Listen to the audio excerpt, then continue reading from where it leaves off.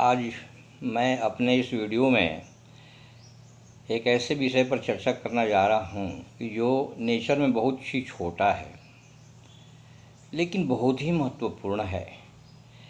ये एक अनुभव है, एक जीवन के अनुभव है जो मैं शेयर करने जा रहा हूँ। और ये अनुभव किसी भी प्लांट को, किसी भी मटेरियल एंड प्लांट को लाखों करोड़ों का सेविंग कर सकता है, प्लांट की अवेलेबिलिटी बढ़ा सकता है, प्लांट को सुचारू रूप में चलाने में मदद कर सकता है। वो ये है कि मैं किसी प्लांट में काम कर रहा था। As a incharge of that plant मैं क्या पाया कि every alternate month almost for 3-4 times takeup bearing belt का, कन्वेयर बेल्ट का टेकअप बियरिंग जल जाता था, स्मोक निकल जाता था। और बार बार टेकअप बियरिंग के साथ ही ऐसा हो रहा था। और मोस्टली जो 2:30 बजे, 3 बजे, 4 o'clock morning, during night time ये समस्या आती थी।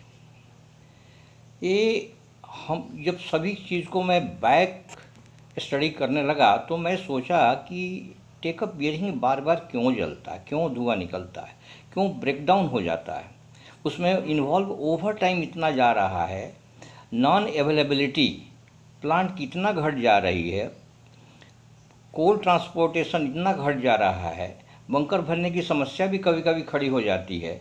ये समस्या से कैसे निजात होगा, ये समस्या क्यों आ रही है, टेकअप बियरिंग ही बार बार क्यों जलता है, क्यों धुआं निकलता है।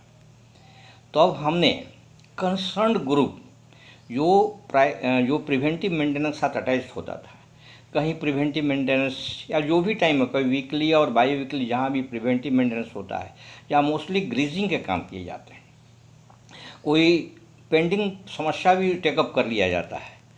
तो प्रिवेंटिव मेंटेनेंस का जो हेड होता था उसको मैं अपने पास बुलाया। मैं उसको पूछा कि ये बार बार टेकअप बियरिंग क्यों हो जाता है, इस सब्जेक्ट पर मैं स्टडी करना चाहता हूँ, इसको मैं भूलना नहीं चाहता हूँ, उन्हें छोड़ना चाहता हूँ।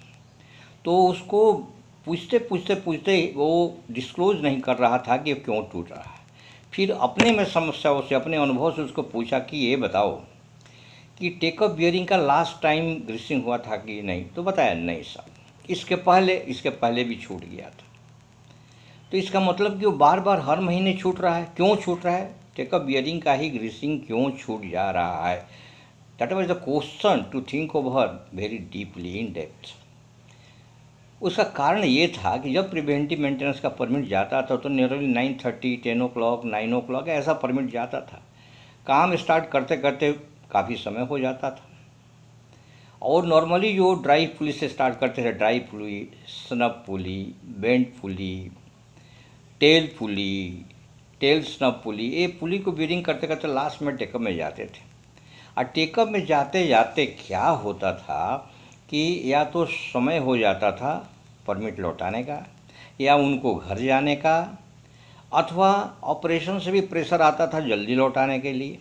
इन सब समस्याओं को लेकर के टेकअप बियरिंग का जो है ग्रीसिंग छूट जाता था, मंथ्स टुगेदर छूटता था। तो इसलिए जो बार बार टेकअप पुली का बियरिंग जो है जल जाता था, स्मोक निकल जाता था। और वो भी डे टाइम में अगर ऐसा होता था तो कोई ना कोई देख लेता था, बच जाता था। लेकिन नाइट टाइम में तो चेकिंग उतना सही तरीके से नहीं होता है, कम होता है। तो नाइट टाइम में वो जलता था और जलने के अलावा कोई रास्ता नहीं बचा था, बहुत सीवियर ब्रेकडाउन हो जाता। फिर उसको टेकअप उठा करके पूरी बेरिंग बदलने में और जो है उसको जो है ग्रीसिंग करने में, उसको परमिट देने में एबिलिटी सब अफेक्ट होता था, ओवर टाइम लगता था, ये टाइम भी बहुत ले लेता था। ये समस्या के कारण जो है काफ़ी नुकसान होता था। इसको अगर कैलकुलेट किया जाए in terms of tangible in intangible benefit, तो ये इसका खर्च अगर 6 महीने 1 साल का निकाला जाए तो करोड़ों रुपये में आ सकता है। ये बहुत बड़ी समस्या थी, लेकिन इसका समाधान बड़ा सिंपल था। अब मैं इस अनुभव को अपने दोस्तों के साथ शेयर करना चाहता हूँ कि समाधान बहुत सिंपल है लेकिन समस्या बहुत बड़ी है। समाधान इसका क्या है कि तब हमने स्ट्रिक्ट इंस्ट्रक्शन इशू किया कि जब अब नेक्स्ट ऑनवर्ड जब भी परमिट दिए जाएंगे प्रिवेंटिव मेंटेनेंस के। ग्रीसिंग जब भी स्टार्ट होगा टेकअप पुली से स्टार्ट होगा। कोई ड्राइव पुली से या टेल पुली से या दूसरे पुली से ग्रीसिंग स्टार्ट नहीं करेगा।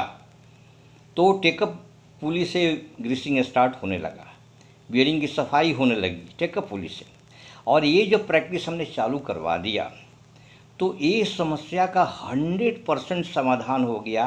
फिर लाइफ में for years together I can tell you that take up pulley का बियरिंग कभी स्मोक नहीं आया, कभी जला नहीं, कभी बर्बाद नहीं हुआ, कभी ब्रेक डाउन नहीं हुआ, और ये काम बड़ी सुचारू रूप से चलता रहा। ये जीवन का एक ऐसा अनुभव था कि मैं सोचा कि अपने दोस्तों के साथ, अपने बंधुओं के साथ शेयर करूं, क्योंकि इसका समाधान बड़ा सिंपल है लेकिन समस्या बहुत ही बड़ी है, बहुत विकट है। मैं ये भी सलाह दिया करता हूँ कि जब भी प्रिवेंटिव मेंटेनेंस हो तो आई कवर लगाने का काम भी उसी समय कर लेना चाहिए। कि आई कवर का के लिए इंस्पेक्शन, जॉइंट बेल्ट जॉइंट का इंस्पेक्शन और आई कवर लगाने का तौर तरीका उसी समय मेंटेन करके लगा देना चाहिए। तो क्या होगा, वो टाइम हमको फ्यूचर में बढ़ जाएगा और बेल्ट जॉइंट की भी कभी समस्या नहीं आएगी। तो इस टाइम को यूटिलाइज होते हुए आई कवर लगा देना चाहिए। आई कवर का भी वीडियो पहले दे चुका हूँ, जिसके बारे में बहुत सारे प्लांट के लोगों को जानकारी भी है, और बहुत जगह ये जॉइंट बनाने का इंटीग्रल पार्ट भी डिक्लेयर कर दिया गया है। जब तक आई कवर नहीं लग जाता है जॉइंट को ही कंप्लीट नहीं माना जाता। आई कवर लगाने का काम और टेकअप पुली से बियरिंग ग्रीसिंग स्टार्ट करने का काम ये अवश्य करना चाहिए। एक काम बड़ा सिंपल है, बहुत छोटा है, और इसे इंट्रोड्यूस कराना, ध्यान देकर के स्टार्ट कराना है और इसको विगरसली स्टार्ट करना है। ये हमारे टेकअप पुली के बियरिंग का कॉस्ट बचाएगा, ब्रेकडाउन टाइम बचाएगा, प्लांट अवेलेबिलिटी बढ़ाएगा, ओवर टाइम बचाएगा, और इस तरह जो है lot of saving can be done in A plant बस विद दिस सिंपल मॉडिफिकेशन।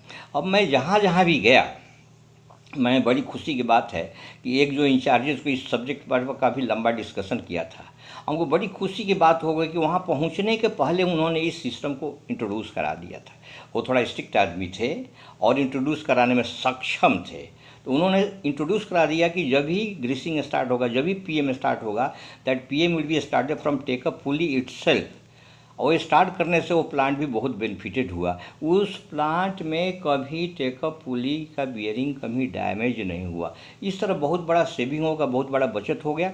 तो प्रिवेंटिव मेंटेनेंस में जॉइंट इंस्पेक्शन करके आई कवर लगाना और टेकअप पुली से बियरिंग ग्रीसिंग स्टार्ट करना, प्रिवेंटिव मेंटेनेंस से स्टार्ट करना, ये प्लांट में, हर प्लांट में मस्ट कर देना चाहिए। एक काम बड़ा कुछ नहीं है, बहुत ही सिंपल काम है, लेकिन इससे बहुत बड़ा सेविंग होता है। इसलिए बंधुओं से निवेदन है कि इस चीज़ को, इस सिस्टम को सभी लोग अपने अपने प्लांट में लागू करें ताकि इस समस्या से निजात पाई जा सके।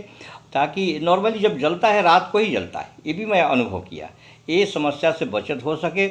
इसी के साथ मैं इस वीडियो को विराम देने जा रहा हूँ और आप लोगों से नम्र निवेदन है कि इस वीडियो को लाइक करिए, शेयर करिए, सब्सक्राइब करिए, ताकि ज़्यादा से ज़्यादा अपने प्लांट के, अपने देश के प्लांट की रक्षा हो सके, बचत हो सके, प्लांट अवेलेबिलिटी बढ़ सके, बियरिंग की बचत हो, देश का नेशनल प्रॉपर्टी बढ़ सके। इसी के साथ थैंक यू वेरी मच। जय हिंद, जय भारत।